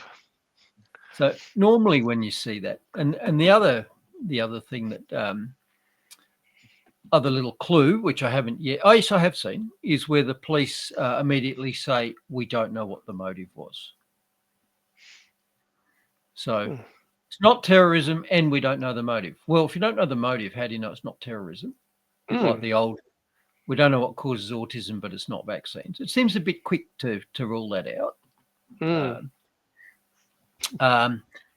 And again, you get reports like this in social media, and this might be a complete fabrication. I don't know. But within hours, you get people reporting on social media, well, we know what the motive was because one of the people was shouting religious slogans. So, and that's often true. In fact, sometimes the perpetrators are not only holding symbols such as ISIS flags, they're actually yelling it. And given that social media can now distribute stuff instantly without filters, people have often seen that, which then immediately clashes with the police saying, we don't know what the motive is, we're baffled, but it wasn't terrorism. So let's just wait and see what does come out of this. But my pattern recognition says, I think I probably recognize this pattern. When these elements are there, it's usually allows me to draw a conclusion. Time will tell. There's a term for that, and I can't think of it at the moment. Whether like there's an event like they overblow it, but to make it look like it's so overblown that it seems ridiculous, but there's some truth to it. I forget what the term for that is. Is it astroturfing? Is that kind of astroturfing where they do that? Astroturfing is where they generate a large number of apparent supports for something, or tweets in favour of. The converse is a limited hangout where they admit a little bit of something. So not sure in this case, but anyway, it's only a case. Time will tell. Interesting. Yep, the machetes. I'm wondering whether they could be shipping a few of them machete bins over there. Yeah, that's right. Wouldn't have anything to do with those ships landing with all those fighting-aged just men coming out of those little boats and dinghies, is it? Where is that? I'm baffled, totally baffled. I'm one of those monkeys who just can't see, can't hear. Yeah, Roger. No, okay. Best way to be apparently these days. My only thought is, I don't know if the UK government's ever considered this, but maybe they should have some sort of law against this. Maybe they should ban stabbings on trains. Maybe. Because that would sort that, wouldn't it? That would stop then. Yeah, exactly right. Well, maybe they can get the same contractor that created the machete bins in Victoria, maybe put one on each train in the UK. Maybe they want one of those instead, Bruce. Because you don't want to fix the problem. You just want to be able to, you just want to address the underlying concern. You just want to be able to, have people off their own initiative hand in their long machetes. Yeah, because if that's the law, then criminals are going to do that, right? Yeah, that's right. They're going to willingly do it. That's it. Oh, dear. So they took away the guns, then the knives. What are they going to do next? Take away the bricks? Yeah. Well, no, they can't do that because that Antifa can't do what they're doing. That would go against the narrative. The bricks come in handy for them. Sorrows delivered, I hear. Anyway, looks like this problem was solved previously, because this is a story from January this year that the UK government has thought about tightening up knife crime laws. Well, maybe it might be a case of trying again and expecting a different result. Yeah, it's quite common for government, isn't it? quite common, but especially when they're using other people's money to try and do it every time. Righto. Let's segue into the old government overreach section here. And this is a story from my now home state of Victoria. And I remind you of what George Orwell said in Animal Farm, where he said that all animals are equal, but some are more equal than others. You haven't read the novel. That was after the pigs started changing the rules after the communist revolution, so the pigs had more rights than the cows and the horses and sheep and so forth. Well, Victoria is officially animal farming us now because they've got an official racism policy with respect of the health system. And it has emerged that in certain Melbourne hospitals, Indigenous patients rolling up to triage are given priority in the accident and emergency. So they're placed ahead of non-Indigenous customers. Now, when this was brought to the attention of the Premier, Jacinta Allen, rather than saying, no, that's racism, we're not having it, she actually supported it. Of course. And the hospital was behind it because the hospital said that the purpose of this triage policy was to improve access for Aboriginal patients. Note there's already a difference in words there. So it was reported as Indigenous and now it's Aboriginal. Anyway, the policy is designed to get better access for Aboriginal patients, but the hospital said that non-Aboriginal patients are no worse off. Now, Well, how is this possible? How is this that possible? work? Because unless you're growing the size of the cake, the emergency department cake, then if you're elevating one group of patients ahead of you in the queue, then you Based on must race. be behind them. You must, unless they're opening up extra services and extra lanes, which obviously they're not, because all hospitals are chockers all the time.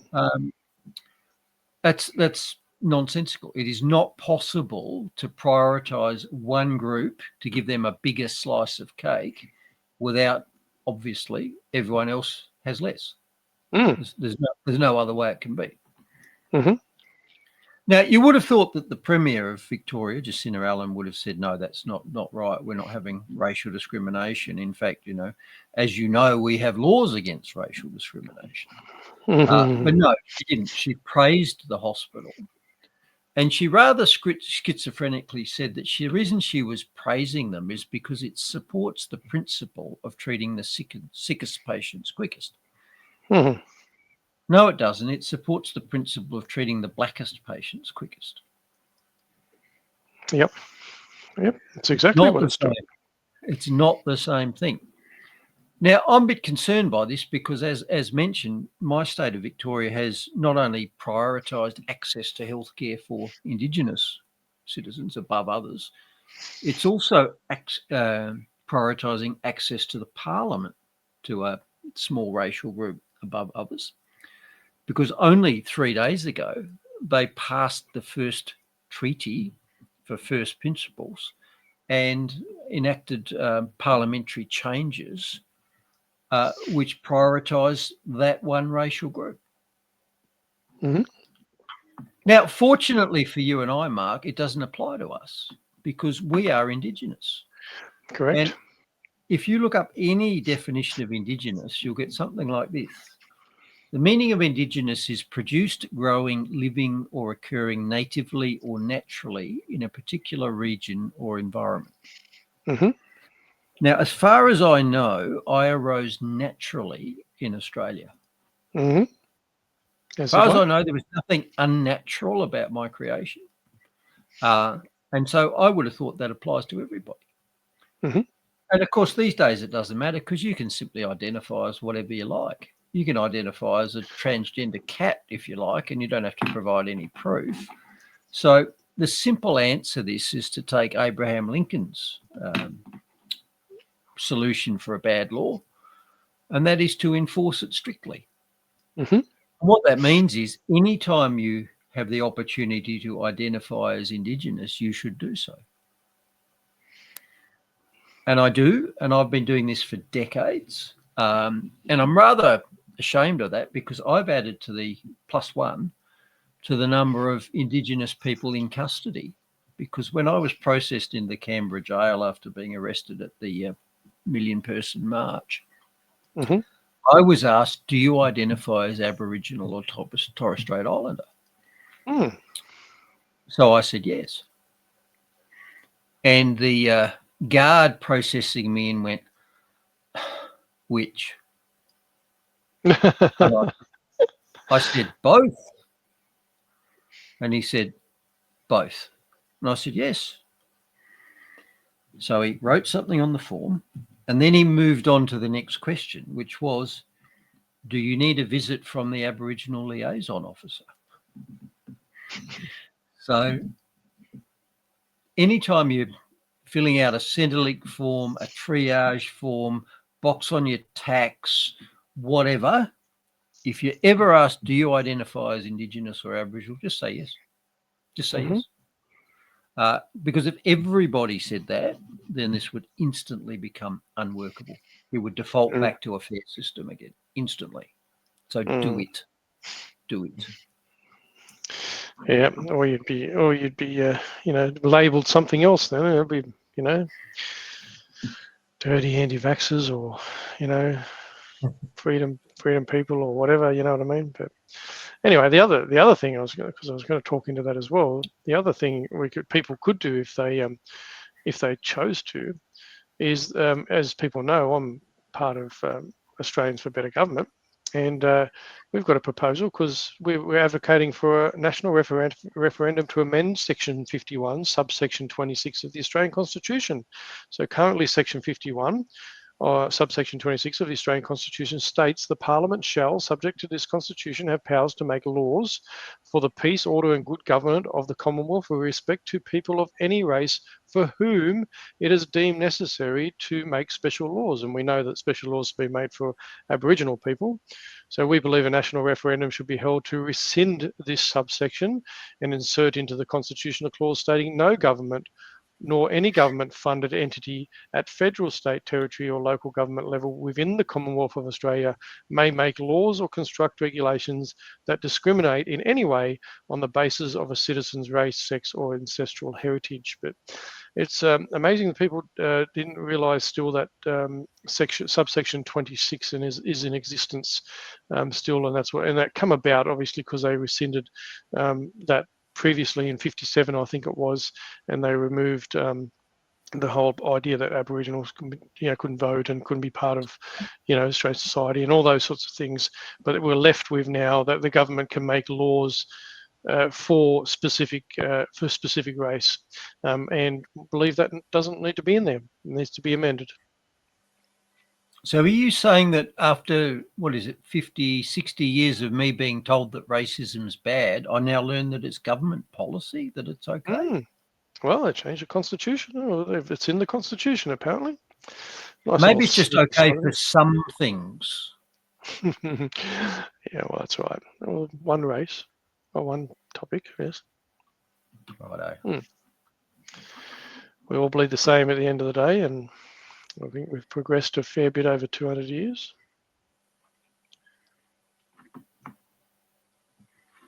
All right. So just to repeat, tick Indigenous on any box, tick Aboriginal on any box, because they'll always ask you, do you consider yourself to be? Do you identify as? Just identify as. No proof required. And in fact, to ask for it is hate speech and racist. Yep. All right, here's another story from the old government overreach section, and it's update on our recent story where well-meaning government taxation of cigarettes for your safety, for Irazikahite, led to problems of its own. That being, they taxed the ciggies so much that they created a black market, which is now being occupied by organised crime and resulting in lots of businesses being burnt down in turf wars. And it was interesting that this story actually labelled it at the start failed policy. This is in the failed policy section. So the Australian is admitting that the government's increased taxation on cigarettes is a failed policy. Okay. Mm. And it's a government initiative that's caused it. Yep. Yeah. That resulted in a lot of businesses, tobacconists, getting burnt down, and sometimes the shops around them. You know, we had a tobacconist burnt down in the response area from my CFA unit here in Victoria, and sure enough, the shop next to it was burnt out as well. Well, here's another problem with that. It's more collateral damage, and that is that shops which are near tobacconists, which are now obviously high risk of arson, are also getting bumps in their insurance premiums because the risk of them being collateral damage. Mm-hmm. So the government has not only created an arson and violent crime problem for tobacconists, it's also created an insurance cost problem for adjacent businesses. So here's what the story said. Increased targeted arson attacks linked to tobacconists and the illegal tobacco trade can impact the cost of insurance, which is a product that calculates and prices risk. So they admit that the reason your insurance policy is costing you more if you're adjacent a tobacconist is because the risk of your store burning down has gone up due to government policy. Now, the Insurance Council then came in with a helpful solution, and they said they encouraged business owners or landlords to shop around or use a broker. So the solution to increased risk and increased prices for your deli that's next door to the tobacconist is, well, just shop around. Shop around and get a cheaper price. Bit like saying, I can't afford petrol at $2 a litre, and the Australian government saying, well, just shop around. Just shop around. You know, go buy it somewhere else where it's $1. Doesn't exist because they're colluded. This is the thing about having all the major retail companies and killed all the small business over the decades and all that sort of stuff. So yeah. Look, there's a real price for things, and insurance is a necessary industry, and it does price risk, and it should. You know, we've discussed this in the past. I would like to be fairly priced according to my risk because I know that I'm low risk. Because I'm not an idiot, I don't smoke in bed, and I don't have a battery stuck on the side of my house, and I don't drink drive.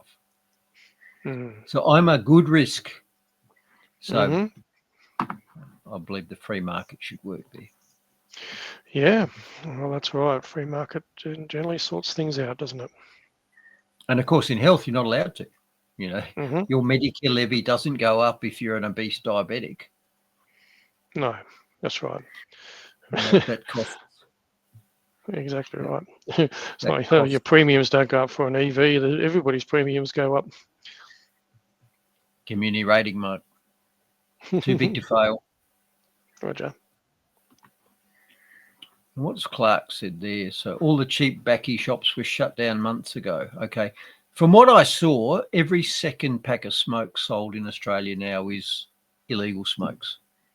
Every second packet. That's how lucrative the government has made that industry. I wonder if government's involved or someone's involved, because this comment next from Endeavouring to Preserve is, you know, who's behind the mass influx of new stock? You know, probably getting a bet in each way, right? A bet each way could be. Cui bono, who benefits? That's right. All right. What segment are we in? I can't remember. Oh, it's miscellaneous. Okay, so this could have almost been back in the old zombie stories that will not die. So this is another military problem arising in the South China Sea, and this time it affects the US Navy, which apparently lost 2 aircraft within the space of half an hour whilst they were doing routine operations in the South China Sea. Wow. Now, Trump immediately came out and said, it's probably bad fuel. So here's what actually happened. So 2 completely different twin-engine aircraft, one a helicopter, one an F-18 jet, on totally different missions, crashed independently 30 minutes apart. Interesting. Now, whilst these 2 aircraft would use the same fuel supply, the same type of fuel on the carrier. There were numerous commenters commented on the story, including a number of people who said, I used to be a grape. Now, a grape on a carrier flight deck, the different jobs have different colours on their vests. And the refuelers are this sort of lilac colour. So they're called grapes. So there were lots of former US Navy refuelers commenting on Trump's suggestion that it might be bad fuel. And they said, don't believe it for a moment. So the US Navy knows about bad fuel. Doing anything in a saltwater environment is difficult, including fueling aircraft. And so they're extremely careful about it. So they said, fuel gets sieved and tested before it goes in the tank on the aircraft carrier. It gets tested multiple times in the tank. It gets tested on the way out of the tank into the aircraft. It gets tested in the aircraft. So one of the pilot's jobs is to draw some fuel out and check it. And finally, the aircraft themselves have filters and detectors designed to stop this. So we're expected to believe that all of those checks and balances failed simultaneously in two different aircraft on different missions, 30 minutes apart, and yet no other aircraft crashed. So a jet and a helicopter crashed, nothing else. And the Grapes pointed out that these wouldn't even be refueling from the same tank on the carrier, because helicopters take off from a different place to where jet fighters take off. So all of the people who know about US Navy carrier operations said, bunk them, don't believe it, it's a BS story. Don't believe it. Interesting. And they said, in fact, okay, so if that's not the real story, what might be the story? And I don't know if it's true, but one of the things suggested was, well, this is a very sensitive area to the Chinese. Trump was just about to hold meetings in Asian countries, and aircraft are increasingly electronic these days, and they wonder whether the Chinese have some ability to electronically target aircraft. They didn't blow them up, they just stopped them working. And whilst we're told that the helicopter crashed first and the fighter second, maybe it was the other way around. Maybe the Chinese disabled one fighter. And by the way, fighters never fly as single aircraft. You would always launch at least two fighters to do anything. How come only one of them was affected? So the speculation is, okay, the Chinese have some sort of directed electronic weapon, which they disabled one fighter jet with. And then when they sent out the plane guard helicopter to rescue the crew, they disabled that as well. And they did that as an FU to the Americans to say, I wouldn't be dicking around in our backyard. There could be consequences. The same as after we dicked around in their backyard, the Chinese Navy sailed a task force all the way around Australia just to go, just be aware of what we're capable of. So again, you can either believe the government story, which is it was a huge coincidence, a bit like simultaneous SIDS for aircraft, or maybe the real story's not true. And isn't it sad now? My default response to any sort of official government explanation is to immediately say it's bullshit. What's the real story? That's probably what it's all designed for, Bruce, to have everybody do that. It's all by design. Okay. All right, moving on.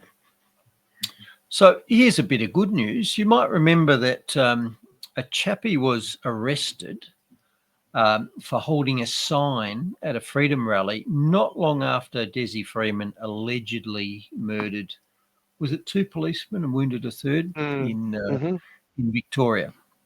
So at that rally, somebody held up this sign. So it was a likeness of Desi and the caption, "Free Man." Now, I don't see anything intrinsically offensive about that. That is his image and that is his name. Now, you may read some sort of offence into that, but if there's a law that says this is offensive and has to be suppressed for public safety, then that's a law that should not be on the books because it is too broad. And fortunately, it does appear that there isn't a law on the books, because that man has now been released or not charged. So the advertisers confirmed that charges will not be pursued against Mr. Roberts, but that he will instead receive a formal caution. Of course. Okay, for what? What was he cautioned for? Mm. And if you watch a lot of those, I'll call them sovereign citizen interactions in the US, where they understand freedom a lot better, you see a lot of people pulled over at traffic stops and refusing to cooperate, citing the Constitution. And one of the things they say is, what law have I broken? Am I free to leave? So I asked the question here, what law did this man break? And if no law was breached, then what's he being warned about? Reminds me of the police sergeant who came and gave me a friendly chat. And I asked him, is anything I did illegal? And he said no. And I said, well, I don't know why you're here then. Same. If nothing this man did was illegal, I don't know what he's cautioned about. I suspect that's just a burger with a lot example, don't you think? Yep. Make an example of them. That's exactly what it is. It made the public headlines for a while, made it all uproar, and probably cost him money, because it says there were negotiations between him and Defence Counsel. Well, if he doesn't get charged, he doesn't get found not guilty, and he doesn't get to claim costs. The process is the punishment. Yep, that's right. Yeah, and just like happened with lots of doctors and anybody else that speak out, wasn't it? Even during COVID, so many people treated the same way, eh? Don't we know that? Yep. Yeah, but it's not even just through COVID, Bruce. It's even now. You look at Dr. Gillian Spencer up in Queensland that's speaking out about the puberty blockers and the affirmation model as a psychologist, and she's been dropped, right? As well. So they're coming after her, right? They've cancelled her altogether. So it's not just doctors that spoke out about vaccines, it's doctors that speak out about, just automatically not wanting to automatically affirm children and put them on dangerous puberty blockers. It's all across the board. Everybody gets ends up being the fall guy for the narrative, don't they? Yep. Comply, otherwise there'll be a lot of friction in your life. Like, was it Mark McGowan who said that? If you're not going to take your jabs, your life's not going to be much fun. Well, as we heard, the little clips that we had with Elizabeth, with Dr. Chris Perry, he really pushed that point home, didn't he? In a few of those clips, bloody atrocious. Yeah, and people ask me, why didn't the doctor stand up? Well, because that's who's leading them.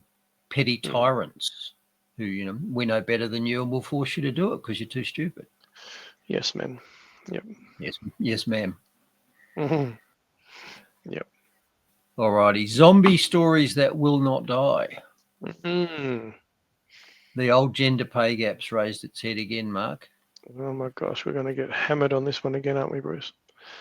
So the ABC said this in this story that female firefighters for FFM, these are the paid forestry workers in Victoria. So Victoria's basically got about 3 fire services. You've got the metropolitan fireys in cities and towns.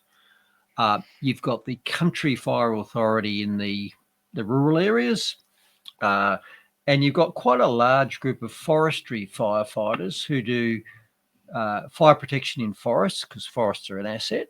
And also general forestry work, clearing paths, maintaining forests, control burns, etc. So this story relates to that third group, the professional forestry firefighters. And this story's come out and said women are paid thousands less per year than men in Victoria's forest firefighting ranks.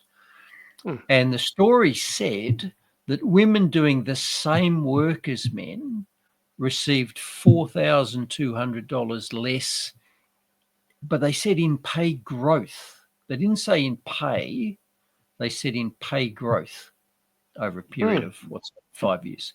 So that's an odd sort of metric for a start, isn't it? That is weird, yeah. What is that? What is pay growth in average pay growth? Weird, yeah. Well, my first thing come to mind is, well, that would be illegal if they're actually doing the same work and getting paid differently, because there's already laws against that, isn't there? Yeah, well, the Sex Discrimination Commissioner would be on that if she could ever work out what a woman was. So, yeah, that's the first flag here. Okay, pay growth, what does that mean? And if you read the story, what they're saying is that, over time, there have been a number of pay increases. And as a result of this, women have got less salary increases than men. So that sounds bad. But on average, yeah. FFM Victoria responded by saying, yeah, well, there's a reason for that. We've had an influx of women into firefighting in recent years at entry-level jobs. So responding to this, equality push, we've got more women in recently. But of course, because they've come in recently, they've come in at the bottom of the seniority ladder. Fair enough. They've just joined the job. So as a result of being low down in the pay scale, when you get a percentage pay increase, women as a group don't get as much as men as a group, because women as a group are operating at a lower pay scale. And that's the reason for the difference, not because there are different pay scales. So good on FM Vic for actually being, honest and transparent about that. There's actually a delicious irony here, because they've, why have they suddenly recruited a lot of women? Well, it's been done for DEI. Chesterton's fence tells us that if you're existing voluntary firefighting force, I mean, nobody in FFM Victoria is there because they're forced to. They compete for labour in the market, same as any other employer. And over the years, the mix of people who say, I want to do that job for the pay that's available, has been dominated by men. And it doesn't surprise me at all. It's a bloody hard job. I'm not capable of doing it. I go out and firefight for a day or two off the back of a truck and I need a rest. These guys go out for weeks with axes and chainsaws and drip torches. Bloody hard work. So poor old FFM Victoria has no doubt responded to pressure to get more women in the workforce. But of course, they can't get experienced women in the workforce because there aren't any, because they didn't used to do this job. And now they're getting caned because on average, the women in the FFM workforce are getting paid less than men. Well, of course they have. They don't have the experience. They're operating at a lower level. But they get the story that says there's a gender pay gap. And in fact, I asked the Groks the real question, which is the hourly rate for males and females different? Because that's what matters. If the hourly rates are the same for a same job, then any difference in pay represents a difference in hours worked. There's no other way around. And the Groks said that there is no gender pay difference for the same role. So doing the same job and the same level. So for a given experience level doing a given job, there is no gender pay gap. So the ABC have lied to us in presenting this story. Because it's dead easy to discover this information. And I knew it before I even searched for it, because it is not legal to have a sex-based differential pay rate in any industry in Australia. That's why we've got a Sex Discrimination Commissioner, to prevent that. Yep. So it's all just to create outrage and frustration and all this sort of stuff. And that's all it is. Headlines, clickbait. Yep. And of course, what they're going to say next is we need more women in senior roles. That's the problem, is that the women are working at the lower levels. Well, of course they are. They don't know what they're doing. So again, you'll have a reverse discrimination, which is, by the way, discrimination, where they'll push these women up into higher level roles, which matter, by the way. Firefighting can kill you if you get it wrong. And it certainly can consume large amounts of money and cause large amounts of property damage. You don't want your senior commander at a campaign fire to be a DEI hire. You want to be someone who's been job for 30 years and knows what they're doing.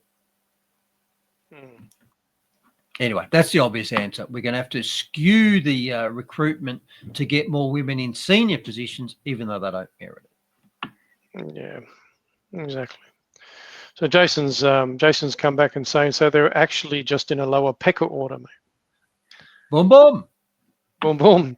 But, we've talked about this before because Clark's come in and said there's a few of them would have a pecker these days, because we've discussed that, because you've suggested that maybe if that is the case, maybe women should identify as men and that. So, I don't know.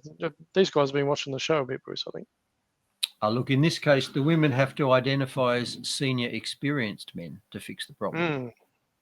Of course. Because that is the problem, seniority. All right. Gotcha.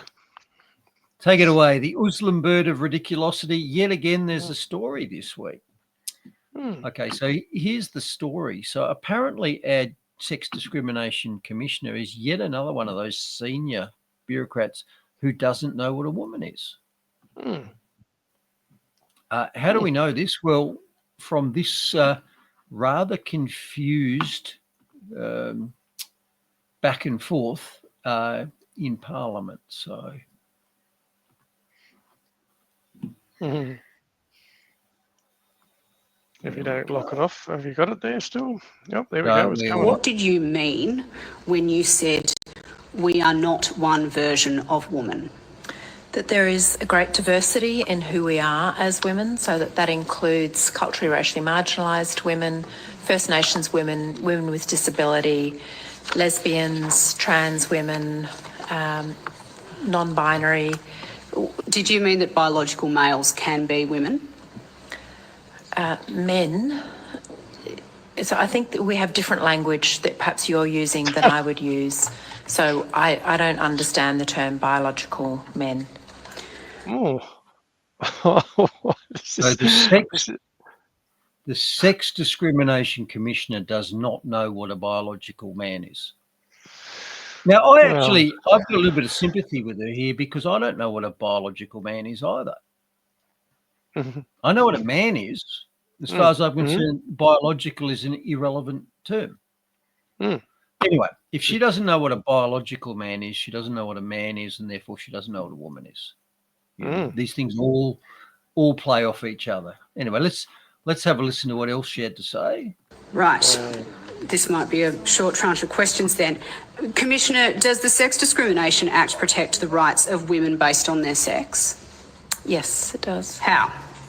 So the Sex Discrimination Act makes it unlawful to treat someone less favourably on the basis of their sex.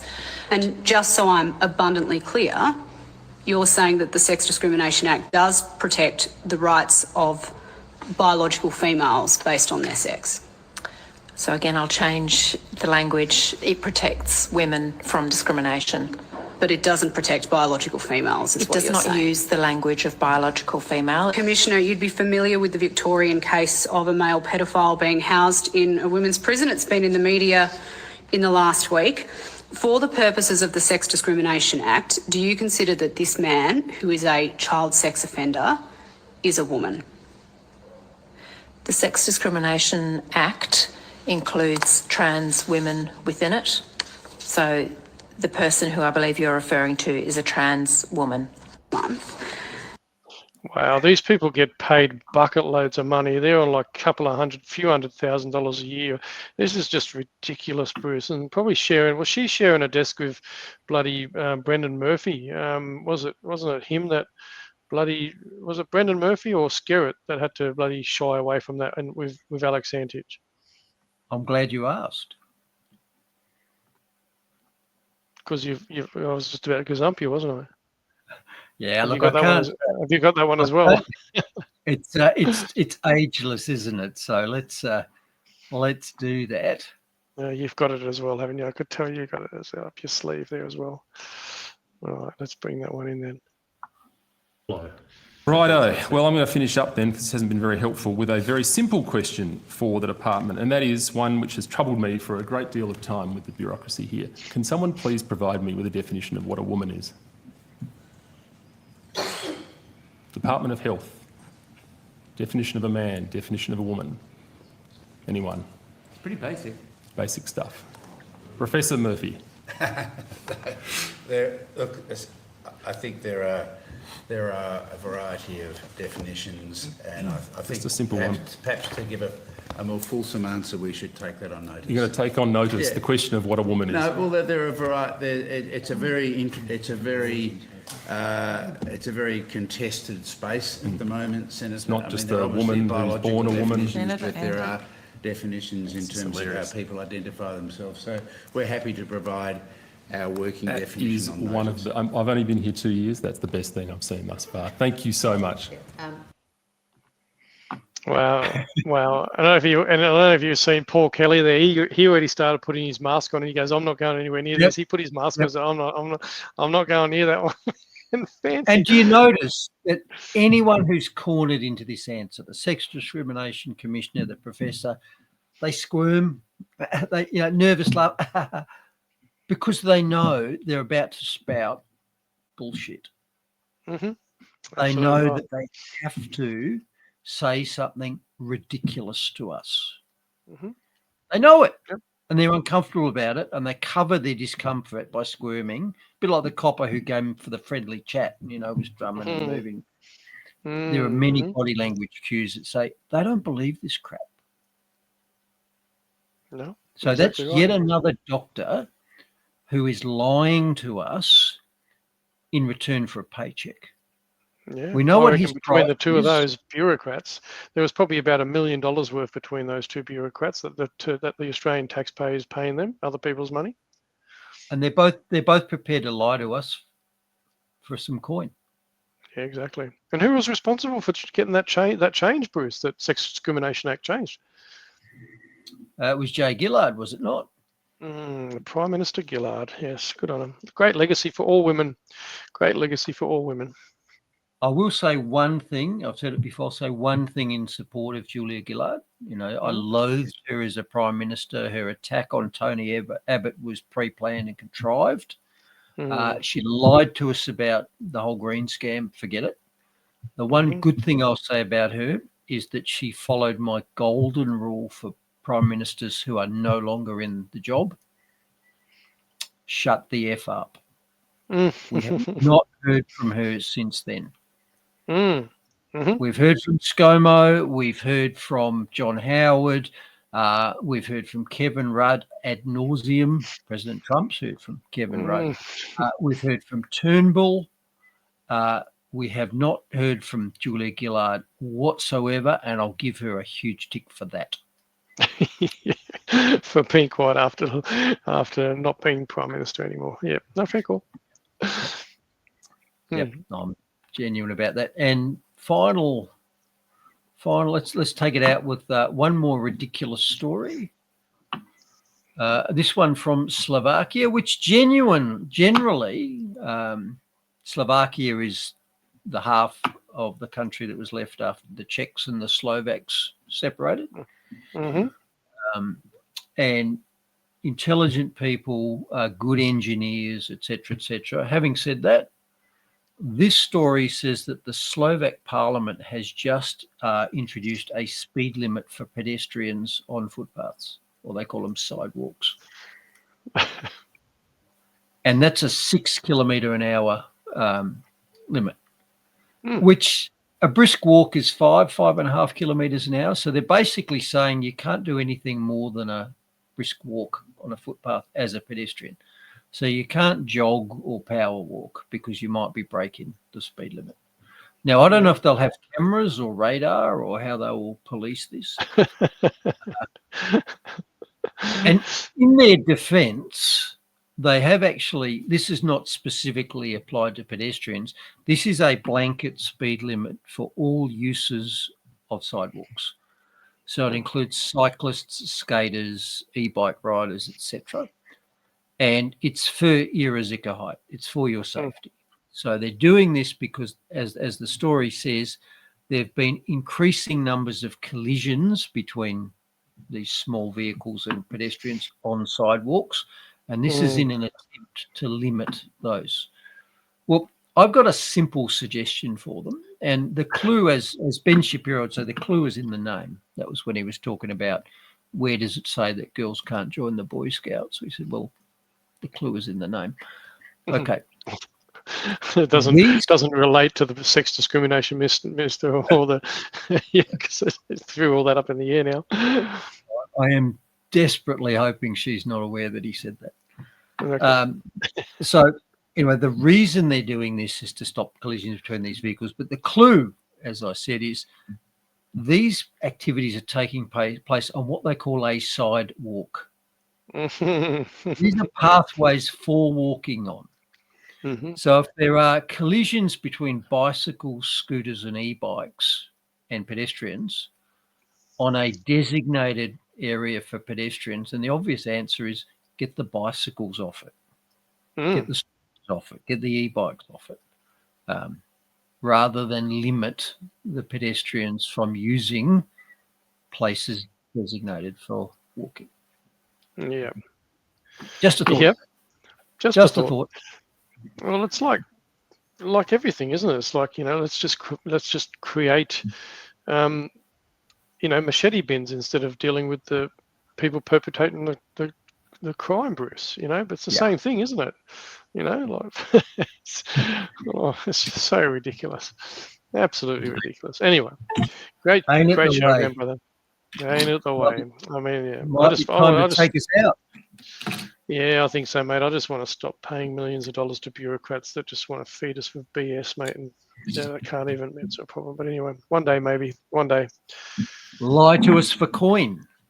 Lie to us for coin.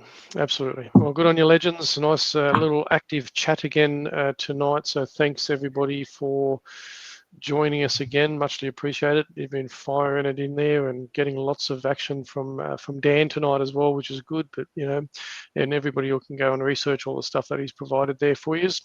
After this, that you can compare it with the information that Bruce provides. But anyway, good on you, legends. It's been a pleasure. All for our safety. Do your own research. Do your own research. That's right. Anyway, guys, have a great one. See you next week. See you, legend. Thanks again for everything.